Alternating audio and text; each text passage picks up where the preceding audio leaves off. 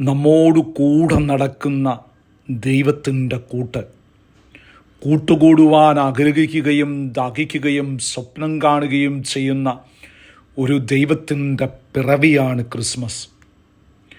ഏറ്റവും ഭംഗിയുള്ള വാക്കാണ് കൂട്ട്.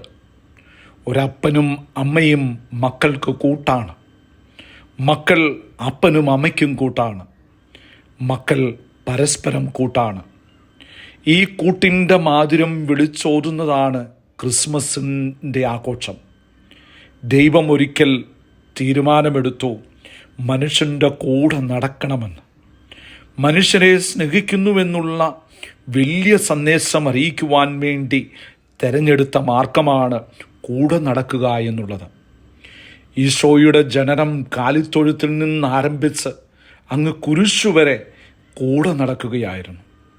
അമ്മയുടെ കൂടെ നടന്നു, യോസേപ്പിതാവിൻ്റെ കൂടെ നടന്നു, ആട്ടിടയന്മാരുടെ കൂടെ നടന്നു, മാലാഖമാരുടെ കൂടെ നടന്നു, ജനങ്ങളുടെ കൂടെ നടന്നു, അപ്പോസ്തലന്മാരുടെ കൂടെ നടന്നു, പാവപ്പെട്ടവരുടെയും രോഗികളുടെയും കൂടെ നടന്നു.